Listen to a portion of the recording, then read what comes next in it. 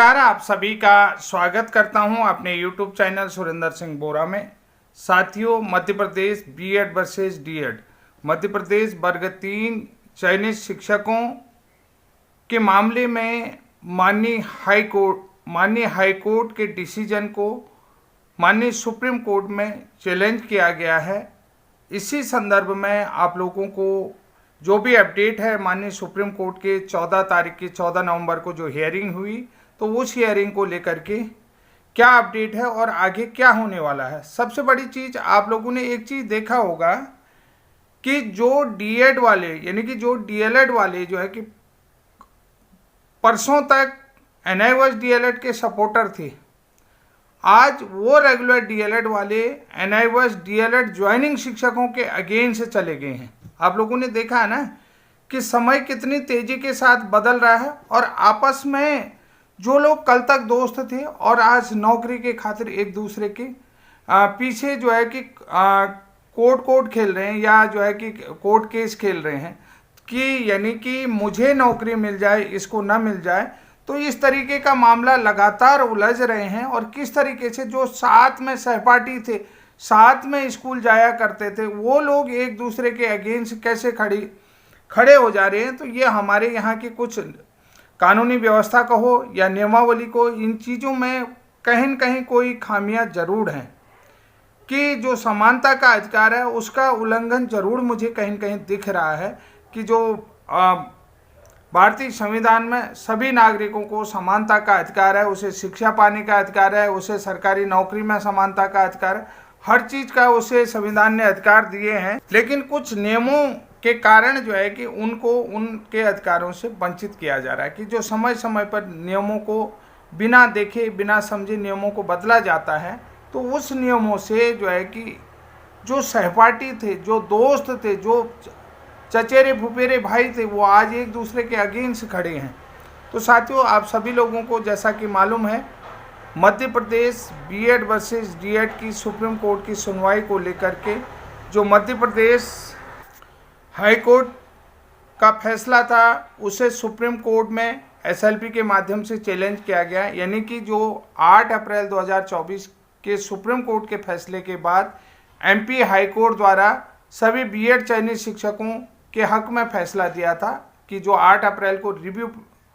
का फैसला आया, रिव्यू पिटीशन का फैसला आया बीएड वर्सेस डीएड का, तो उसको लेकर के बीएड वर्सेस बीएसटीसी का जो 11 अगस्त 2023 को माननीय सर्वोच्च न्यायालय ने बीएड को अमान्य घोषित कर दिया था प्राथमिक के लिए। उसके बाद मध्य प्रदेश सरकार की तरफ से एसएलपी के माध्यम से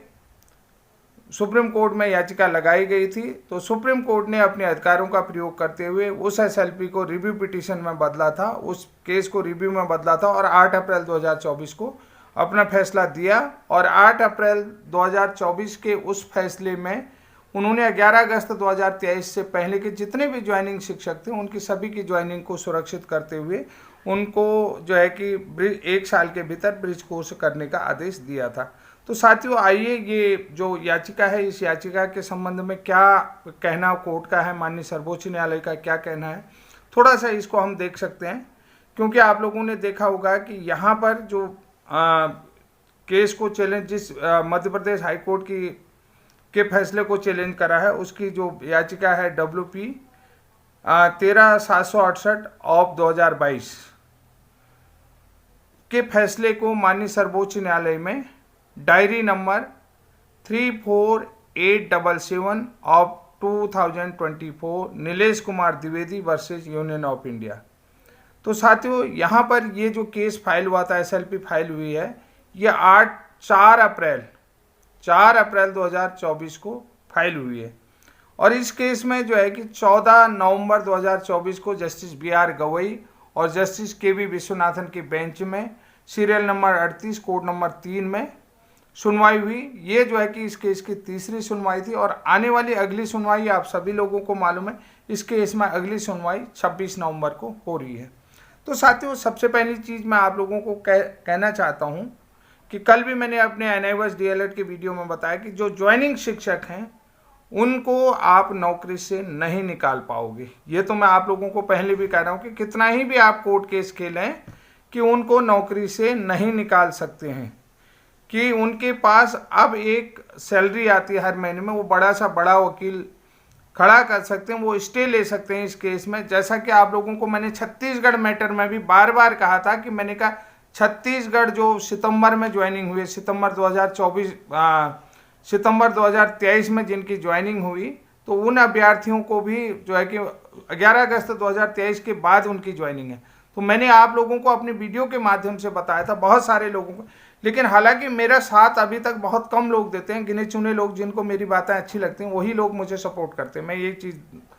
शुरू से देखते आ रहा हूँ। देखिए, पूरे देश के लोग मुझे जानते हैं, पूरे देश के बीएड प्रशिक्षित हूँ, डीएड प्रशिक्षित हूँ। मैं हर किसी के हक की बात करता हूँ, किसी को अनायास किसी के अगेंस्ट नहीं बोलता हूँ। कोई भी गलत टिप्पणी मैं उन लोगों के खिलाफ नहीं करता हूँ जो ज्वाइनिंग टीचर हों, चाहे वो डीएड वाले हों, डीएलएड वाले हों और बीएड वाले हों, या बीटीसी वाले हों, या एनआईवस डीएलएड वाले हों। मेरा सीधी सी बात है कि उनके अगेंस्ट ऐसी टिप्पणी नहीं करता हूँ। हाँ, किसी के साथ भी अन्याय हो रहा हो, जैसे अभी मैं आप लोगों को बता देता हूँ, छत्तीसगढ़ के हमारे एक साथी हैं, उन्होंने हमसे कॉल किया था, डीएलएड वाले साथी हैं, और उन्होंने बहुत अच्छी चीज़ कही, बहुत अच्छी तरीके से मेरे को चीज़ें बताई भी कि सर डीएलएड के साथी हैं। उनसे मेरी बराबर बात हो रही थी। मैंने कहा कि मैं आपसे बाद में बात करूँगा। तो यहाँ पर सीधी सी बात है, आप लोगों को मैं ये बताना चाहता हूँ कि देखिए, किसी के भी अधिकारों की अगर यहाँ पर बात हो तो कोई भी सोशल मीडिया प्लेटफॉर्म में आ रहा है, किसी भी व्यक्ति को जो है कि 10 लोग देखते हैं, तो उसका पहला कर्तव्य बनता है कि उनके सामाजिक अधिकारों के लिए, उनके जो है कि संवैधानिक अधिकारों के लिए आप उनकी बात को समझो, उनकी बात को आगे लाओ। मैंने अपने वीडियो की शुरुआत में ही आप लोगों से ये कहा है, और मैंने बार बार ये कह रहा हूँ कि जो कल रेगुलर डीएलएड वाले साथी एनआईवस डीएलएड का सपोर्ट करते थे बीएड को बाहर करने के लिए, बीएड प्रशिक्षितों को बाहर करने के लिए, तो आज वही रेगुलर डीएलएड वाले जो हैं कि एनआईवस डीएलएड के अगेंस्ट पटना हाई कोर्ट में याचिका लगा करके पटना हाई कोर्ट ने जो है कि सरकार को 8 सप्ताह का टाइम दिया कि इनकी नियुक्ति कैसे हुई, इनकी बहाली किस आधार पर हुई, और एक मतलब बहाली का कारण क्या है, जो एंट्रेंस एग्जाम है उनके सारे जो है कि जो सेवा विस्तार है, यानी कि सेवा भर्ती प्रकरण है, उस सेवा प्रक्रिया को आप जो है कि लिखित माध्यम से या रजिस्टर्ड डाक से आप माननीय कोर्ट को बताएं। तो समझिए, यहीं पर आपको बता रहा हूँ, छत्तीसगढ़ के मैटर में बताऊं कि छत्तीसगढ़ में भर्ती को लेकर के बीएड और डीएड साथियों ने मिल करके प्रोटेस्ट किया, तब जाके सरकार के अगेंस्ट उन्होंने कहा कि हमें भर्ती निकालो, कि हम प्रशिक्षितों की संख्या जाए को। तो यहाँ पर समझो कि वही डीएड साथी जिन्होंने बीएड वालों को बुलाया कि आओ भर्ती के लिए मांग करते हैं सरकार से, भर्ती से मांग करने के लिए वो भी धरना प्रदर्शन सरकार के अगेंस्ट कर रहे थे एक मंच पर, तो तब जाकर के सरकार ने जो है कि सभी के लिए भर्ती निकाली कि शासन ने रूल बनाए, उन बच्चों ने नहीं बनाए, उनकी गलती नहीं है। भर्ती निकली, शासन ने नियम बनाए, शासन ने जो नियमावली बनाई, जो नियम भर्ती प्रक्रिया का रूल बनाया, उस रूल में दोनों एलिजिबल थे और दोनों ने आवेदन किया और परीक्षा दी। परीक्षा में जो है कि बच्चे क्वालिफाई हुए। तो यहाँ पर ये सारी चीज़ें आप लोगों को समझ, आज वही जो साथ मिल करके जो सहपाठी थे, साथ पढ़ते थे, साथ खेलते थे, कि एक ही मोहल्ले में रहते हैं, कोई तो चचेरे भाई होंगे, फुफेरे भाई होंगे, ममेरे भाई होंगे, बहुत सारे लोग होंगे, बहुत सारे रिश्ते होंगे, कोई किसी न किसी तरीके से किसी का पारिवारिक रिश्ता होगा, वो एक दूसरे के अगेंस्ट है। तो यहाँ पर गलती किसकी है? यहाँ पर गलती उनकी है जो हमारी संवैधानिक संस्था के द्वारा दिए गए अधिकार हैं, हमारे संवैधानिक संस्था द्वारा दिए गए जो हमारे अधिकार हैं, उन अधिकारों से छेड़छाड़ करके नियम बना रहा है। तो कहीं न कहीं वो आपस में टकरा रहे हैं, उनके बीच में कंट्राडिक्शन हो रहा है, लोगों का समानता का अधिकार छीना जा रहा है, लोगों के अधिकारों के साथ हनन हो रहा है, तब जाकर के इस तरीके की प्रॉब्लम आपके सामने में क्रिएट हो रही है, ये प्रॉब्लमें आ रही हैं। तो इन चीज़ों को समझना बहुत बड़ी बात है। मैं आप फिर भी इस सोशल मीडिया प्लेटफॉर्म के माध्यम से उन संवैधानिक संस्थाओं से भी निवेदन करता हूं कि हर बच्चे को अधिकार है कि उसे उसका हक मिले, उसका अधिकार मिले, और उसके साथ हमेशा न्यायिक और संवैधानिक हक की बात की जाए। समझ रहे हैं? कि न्यायिक तरीके से, संवैधानिक तरीके से उसे उसका अधिकार दिया जाए, न कि उससे अधिकार छीना जाए, न कि उससे नौकरी छीना जाए। तो इस तरीके की बात हम आप लोगों तक पहुंचाते हैं। तो आप लोगों का कर्तव्य होता है कि आप लोग का प्यार, सपोर्ट मिलना चाहिए।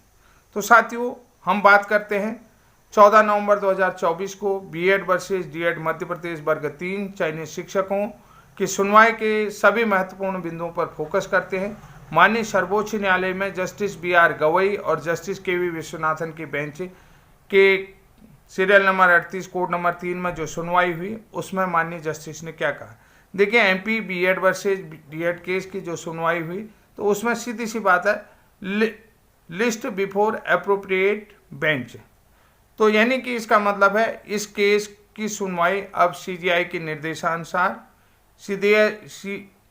चीफ जस्टिस ऑफ इंडिया के निर्देशानुसार उसी बेंच में होगी जिस बेंच में बीएड वर्सेस BSTC का फैसला आया है, या बीएड वर्सेस डीएड का 8 अप्रैल 2024 का फैसला आया है, उसी बेंच में, अर्थात माननीय जस्टिस सुधांशु धूलिया जी की बेंच में होगा। चाहे वो, आप लोगों को मैं बता देता हूं, क्योंकि उसी बेंच में क्यों होगा आप लोगों को बता देता हूं, क्योंकि चाहे वो 11 अगस्त 2023 का बीएड वर्सेस BSTC केस का फैसला हो, या जो है कि मध्य प्रदेश रिव्यू पिटीशन का फैसला हो 8 अप्रैल 2024 का, तो ये सभी केसों का फैसला जस्टिस धूलिया की बेंच से आया है। यानी कि माननीय जस्टिस सुधांशु धूलिया जी की बेंच से ही 11 अगस्त 2023 का फैसला आया और 8 अप्रैल 2024 का फैसला भी आया। आपको याद होगा कि 8 अप्रैल 2024 को माननीय सर्वोच्च न्यायालय के फैसले के आधार पर ही जो वर्ग 3 बीएड चयनित शिक्षक हैं, जबलपुर बेंच ने अपना फैसला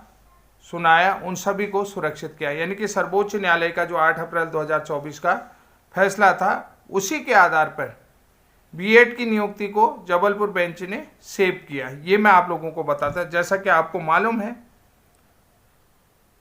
कि 8 अगस्त 2023 से पहले बीएड की नियुक्ति निरस्त करने के फैसले पर रोक भी किसने लगाई? सुप्रीम कोर्ट ने लगाई थी। ठीक है, 11 अगस्त 2023 से पहले जितने भी बीएड वाले चयनित हो गए थे, माननीय सुप्रीम कोर्ट में उनकी नियुक्ति को निरस्त करने के लिए जो है कि आदेश दिया गया था। तो उस पर जो है कि यहीं पर से रोक लगी और उन सबको 1 साल के भीतर ब्रिज कोर्स करवाने का डिसीजन माननीय सर्वोच्च न्यायालय की तरफ से दिया गया। तो अब यहाँ पर देखिए, 8 अप्रैल 2024 के रिव्यू पिटीशन में आप लोगों को सभी को पता है कि माननीय जस्टिस ने ये कहा था, माननीय सर्वोच्च न्यायालय ने ये कहा कि जिनकी नियुक्ति 11 अगस्त 2023 से पहले हो गई, वो सभी जो है यथावत बने रहेंगे। और एनसीटी को आदेश देती है, ये संस्था जो है कि संवैधानिक संस्था एनसीटी को आदेश देती है कि इनके लिए ऐसा पाठ्यक्रम डिजाइन करें कि ऐसा पाठ्यक्रम डिजाइन करने के पश्चात वो अवगत कराए और उसे सार्वजनिक रूप से प्रसारित करे। यानी कि उसको सार्वजनिक रूप पर प्रसारित करेगी, प्रसारित करने के बाद ताकि वो जो योग्य अभ्यर्थी हैं जिनको ये कोर्स करना है, बीएड चाहे वर्ग 3 चयनित हो 11 अगस्त में, तो उन लोगों को एक समय दिया जाए कि आपको अब इसके लिए आवेदन करना है और उनका प्रशिक्षण समय रहते हुए पूरा किया जाए। उन्होंने ये भी कहा था कि अगर इस परीक्षा में कोई, इस ब्रिज कोर्स प्रशिक्षण परीक्षा में अगर कोई फेल हो जाता है तो उसकी नियुक्ति निरस्त कर दी जाएगी। ये सारी चीज़ें वहाँ पर क्या है। तो अब यहाँ पर आप सभी लोगों को फिर से मैं बता देता हूँ कि डीएड की तरफ से 11 अगस्त 2023 के फैसले और 8 अप्रैल 2024 के फैसले को लेकर के माननीय सर्वोच्च न्यायालय में फिर एक याचिका लगाएगी। उन्होंने ये कहा है कि डीएड के एडवोकेट ने कहा कि आप अवगत कराइए, कि स्पष्ट तौर पर अवगत कराइए कि जो 11 अगस्त का फैसला है और जो रिव्यू फैसला है वो किन किन योग्यताओं को सुरक्षित करता है और किन किन योग्यताओं को बाहर करता है, किन किन नियुक्तियों को सुरक्षित करता है और किन किन नियुक्तियों को असुरक्षित करता है। ये सारी चीज़ें जो है कि डीएड के एडवोकेट ने कहा। पटवालिया जी ने भी जो है संबंधित याचिकाओं के संदर्भ में और सुप्रीम कोर्ट के जो भी डिसीजन है उनमें बीएड की तरफ से बोलते हुए अपने सारी चीज़ें रखी और तमाम जो इस केस में याचिकाएं लगी थी उनको डिसमिस कर दिया गया माननीय कोर्ट ने, चाहे आईए लगी हों या अन्य याचिकाएं हैं जो एक तरीके से उनको डिसमिस कर दिया है। केवल अब ये मध्य प्रदेश की जो याचिका है डायरी नंबर 34,877/2024, इसमें अगली सुनवाई 26 तारीख को होगी। आप सभी लोगों ने समझ लिया होगा कि यहाँ पर अभी भी जो है कि नियुक्ति प्रक्रिया को लेकर के बहुत सारी चीज़ें रही हुई हैं, तो इसलिए जो है कि डीएलएड के एडवोकेट की तरफ से ये क्वेश्चन माननीय कोर्ट को कहा गया, यानी कि जो आवेदन को लेकर के क्लियरिटी नहीं हुई है कि जो 11 अगस्त 2023 से पहले जो है कि आवेदन आ गए थे जिनमें भर्ती प्रक्रिया चल रही थी, उस भर्ती प्रक्रिया को लेकर भी क्लेरिफिकेशन लेना है। और जैसे 2017 में किसी को ब्रिज कोर्स करवाया गया तो उन ब्रिज कोर्स प्रशिक्षित अभ्यर्थियों को नियुक्ति में लेना है नहीं है, उनकी मिनिमम क्वालिफिकेशन है नहीं है, ये सारे मैटर वहाँ पर डिस्कस किए जाएंगे। इन्हीं को लेकर के माननीय सुधांशु धूलिया जी की कोर्ट में अब ये जो है 26 नवंबर को पुनः ये केस लगा है। आप लोग समझ गए मेरा इंडिकेशन किस तरफ है कि यानी कि कुछ चीज़ें क्लेरिफिकेशन है, जैसे विज्ञापन आ गया है पहले का, और बीच में जो है कि कुछ भर्ती प्रक्रिया मतलब वेटिंग लिस्ट भी आनी थी, वेटिंग लिस्ट अटकी पड़ी है, उसको लेकर के क्या डिसीजन होगा। और जो मतलब सुप्रीम कोर्ट के 11 अगस्त 2023 से पहले जिन जिन राज्यों में क्लेरिफिकेशन आया था, आप लोगों को पता है कि मध्य प्रदेश में टेबल चार्ट मांगा था माननीय कोर्ट की तरफ से, टेबल चार्ट में ये सारी चीज़ें डिस्कस कर रहे हैं, किस डेट में आया, किस विज्ञापन में आया, ये तमाम चीज़ें रही होंगी। तो साथियों बहुत सारी जो है कि केस इस डायरी नंबर के साथ अटैच थे, इस याचिका के साथ, उनको डिसमिस करते हुए माननीय कोर्ट ने अगली इसकी हियरिंग जो है 26 तारीख को 26 नवंबर को माननीय सुधांशु धूलिया जी की कोर्ट में होगी। तो साथियों आज के लिए इतना ही, तब तक के लिए जय हिंद, जय उत्तराखंड।